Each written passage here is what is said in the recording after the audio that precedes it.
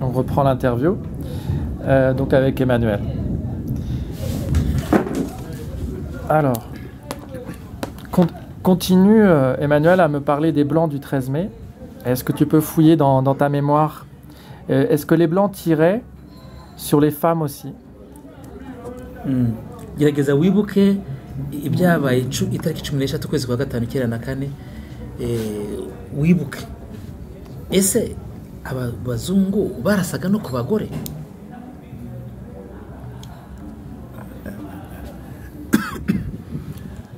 Bo abazungu babarasagaho uko abagabo bapfuye babaga bari kumwe n'abagore n'abana. Amasasu yo yazaga ntabwo yarobanuraga bose ndiko bapfuye ingeri zose zitandukanye. Oui, ces blancs tiraient aussi sur les femmes parce que ces blancs ils tiraient sur les hommes indistinctement, et sur les hommes et sur les femmes et sur les enfants, car les bars ne faisaient pas de distinction. Comment étaient habillés les Tutsis sur qui les Blancs tiraient? Abatutsi abazungu barasagaho abo batutsi bari bambaye iki? Est-ce que vous aviez des uniformes? Bari bambaye za uniforme? Twari twambaye imyenda yacu ya giturage dusanzwe twambara ya giturage. Nous portions des costumes civils habituels comme des Rwandais. Est-ce que les Tutsis sur qui les Blancs tiraient avaient des armes à feu? Est-ce que abatutsi baraswaga nabo bazungu abo batutsi bari bafite imbunda zirasa nabo? Nta mbunda abatutsi bagiraga ntazo. Non, les Tutsis n'avaient pas d'armes à feu. Et les Blancs étaient-ils seuls ou bien avec des soldats rwandais? Abazungu barasaga bari bonyine cyangwa se bari kumwe n'abasirikare b'abanyarwanda? Bari kumwe n'abanyarwanda. Ces blancs étaient avec des Rwandais. Connaissez-vous Immaculée Dusabe Maria? Immaculée Dusabe Maria uramuzi? Immaculée Dusabe Maria uramuzi? D'où? Elle est guide au mémorial de Bisesero. Ah, niwe wereka abantu ucunga hariya ku rwibutso, umukozi wabo n'uyobora abantu muri ruriya rwibutso rwa Bisesero.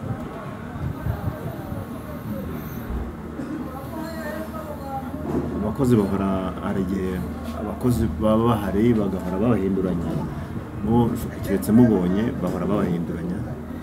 Hari igihe abakozi baba bahari hashira igihe uwo wari uhazi ntaba ari uhasanga yuhageze. Si je la voyais, je pourrais peut-être l'identifier, mais d'habitude là on change chaque fois de personnel. Le travail que vous trouvez là aujourd'hui, le guide que vous trouvez là aujourd'hui, c'est pas la même chose que le lendemain. Alors, il y a des changements. Le CNLG m'avait dit de rencontrer Muccio lorsque je suis venu il y a 2 jours au mémorial de Bisesero.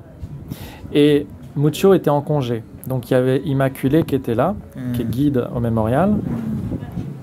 Je te laisse traduire. Oui. Et CNLG, CNLG urayizi, inama CNLG bari bambwiye ngo nzaze koreba Mucyo hariya ku rwibutso, ariko ngeze sanga yari mu konje. Et Immaculée, je lui ai posé la question, est-ce que tu es avec les habitants ici, est-ce que tu es de Bisesero? Elle m'a répondu que oui. Mageze nabajije uwo nasanze nyene Immaculée, nese wowe uruhanga muri Bisesero? Elle a dit oui. Et si je me souviens bien, je me trompe peut-être, il faudra que je revérifie dans mes notes et dans les enregistrements, je crois qu'elle m'a dit qu'elle était présente aussi le 13 mai, mais j'ai un doute, je revérifierai. Nzasubira nebe neza muri za mu mashusho nafashe no mu majwi nafashe, nabajije nimba nawe yari ahari Ibisesero hariya mu gihe itariki 13. Sais-tu, Emmanuel, qu'elle dit que les Blancs n'étaient pas là le 13 mai à Bisesero? Uziko Emmanuel uziko uriya avuga ko 13 tariki 16 ukwezi kwa gatanu nta bazungu bari bahari muri Bisesero. Ibyo urabizi? ibyo ngibyo ntabwo muri urabona ko ari umwana mutoya icyo gihe yari umwana muto, ibyo avuga ashobora kuvuga ibye nk'uwari umwana muto icyo gihe, kuko abana babaga bari hari ubwo babaga bari mu bihuru, abana batoya babashyize mu bihuru, abandi bakabashyira bihishe. Ntabwo turiya urabona ko ari umwana muto. Immaculée, elle était encore jeune au moment du génocide. Sans doute qu'elle se cachait dans un buisson ou qu'on l'avait caché quelque part. Elle était encore jeune. Donc il connaît quand même Immaculée. Uramuzi rero Immaculée. Wamuzi. Kubera kose nyine kuko muvuze ko ari umwana w'umukobwa, urumva abana b'abakobwa icyo gihe twaro mu ntambara twaro twana dutoya. Vous dites que c'est une jeune fille? Non, elle a... C'est pas qu'elle a un certain âge, c'est que c'est une femme. C'est pas une enfant, c'est une femme. Elle est guide, donc c'est une adulte. Ah, arakuze ni umugore. Asa n'akuze. Ibyo rero ntabwo kuko ntabwo abantu babonaga kimwe, kuko kimwe nuko no mu kurwana abantu ntabwo birukanyiraga hamwe, ntibahungiraga hamwe, kuko bamwe ababaga bari imbere babonaga ibibazo, babagabo duhanganye n'ibibazo n'intambara. Abana bato bamwe babaga bari mu bihuru. Ubwo rero igihe ndavuga ibyo nabonye,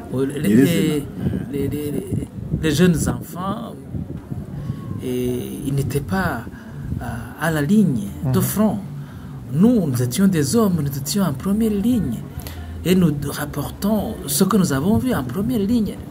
Elle était cachée dans un buisson ou ailleurs. Et pourquoi on met une guide au mémorial de Bisesero qui dit qu'il n'y a pas de blanc le 13 mai, alors que vous êtes à côté, vous habitez à côté du mémorial de Bisesero, que ça vous appartient? Pourquoi cette guide parle à dit le contraire de ce que vous dites, qu'il n'y avait pas de blanc, alors qu'il faudrait un guide qui dise ce que vous dites? Kuki se bafata umuntu wo kuyobora abantu mu rwibutso, noneho akaza we hakana ko nta bazungu bari bahari mu gihe cya jenoside, kandi mwebwe mubizi muri aho ngaho iruhande, ntibajye bashyiramo bari mwebwe mureba? hariya biterwa nuko urumva nkanjye genda avuga ibyo nabonye kandi nari mukuru, ariko uriya je nta gifaransa nzi cyangwa icyongereza, bareba bahashyirira kubera indimi baba bafite kugira ngo bavugane n'abaje bavuga izindi ndimi. Naho twebwe jewe nkanjye ukuze mvuga ibyo nabonye. Moi je suis adulte, les gens qu'on met là pour travailler, ce sont des gens qui connaissent la langue, des langues étrangères pour parler avec des étrangers. Mais moi, en tant qu'adulte, à l'époque du génocide, je ne fais que rapporter ce que j'ai vu. Oui. Trouves-tu que c'est grave qu'une guide qui parle à beaucoup de gens dise qu'il n'y avait pas de blanc le 13 mai? Urabona atari ibintu bikomeye kubona umuntu ushinzwe kuyobora abantu mu rwibutso uvuga ngo ntigeze abona abazungu mu gihe cya jenoside barasa ku batutsi? Urumva bitari ibintu bikomeye? Ibyo bivuze ni nk'uko nanjye yavuga ngo ntabwo nigeze mfusha jewe, kandi jenoside yaraje ndi umubyeyi, uyu munsi nkaba nsigariye aho. Une guide qui ose nier la présence de soldats français parmi les tueurs, c'est comme s'il disait que moi-même je n'ai pas connu des morts dans mes rangs, dans ma famille, alors que j'étais là présent, j'ai vu tout cela. Veux-tu que les livres de Bruno et Serge soient présents au mémorial de Bisesero? Wumva ushaka ko ibi bitabo byanditswe na Serge Farner na Bruno byaba biri hariya mu rwibutso rwa Bisesero? Ibyo turabyemera ko bifite icyo bisobanura kandi cyabayeho. Absolument, parce que ces ouvrages expliquent la réalité de la perpétration du génocide qui a eu lieu. Il faudrait qu'on y mette ces livres. Dis-lui que j'ai été choqué de ne pas voir les livres au mémorial de Bisesero. Et ni nkubwire ko yababajwe yatangajwe yababajwe no kubona ibi bitabo nk'ibi ngibi bitari muri memorial ya Bisesero ngo nkubwire ko yumiwe byamuteye akantu kubona ko ibitabo nk'ibi ngibi bitari mu rwibutso rwa Bisesero rwose. Et j'y suis allé donc le mardi 16 décembre et on ne m'a pas emmené vous voir. Immaculée m'a dit que je ne pourrais pas vous trouver. Nababajwe nuko nahageze nkababazwa nuko ntashoboye kubabona kuko Immaculée yambwiye ngo sinshobora kubonana namwe, sinshobora kubabona.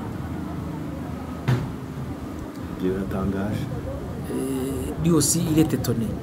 Qu'as-tu à répondre à une personne comme elle qui dit qu'il n'y avait pas de blanc le 13 mai? Qu'est-ce que tu voudrais lui dire à cette personne? Umva wasubiza iki umuntu uhakana ko nta bazungu bari bahari itariki 13 batsemba abatutsi? Umva uwo yahindurwa ku mirimo. À mon avis, il faudrait changer de poste, changer d'emploi. Qu'est-ce que tu répondrais à des personnes qui disent que tu mens, que tu dis pas la vérité? Wasubiza iki abantu bavuga ko utavuga ukuri? Abo bavuga ko navuga ukuri bagaragaza uburyo inzira z'abanjye ababishe. Abo bahakana ko ibyo bitero byamaze abantu mu Bisesero, abo babihakana yewe impamvu mbikurikirana cyane nuko nabijomerejemo nkabitakarizamo abanjye. Bon, moi, ce que je dis, c'est que moi je sais que dans ces attaques, j'y ai perdu les miens. Ça, c'est la vérité historique. Es-tu prêt à te confronter à une personne publiquement qui dirait que tu mens? Urumva wahagara guhangana n'umuntu uzakavugira mu ruhame akagushinja kubeshya? Na twahangana mpagaze ku maguru abiri yanjye. Je l'affronterai tout à fait debout sur mes deux pieds, fermement. Dis-lui qu'on fait une pause.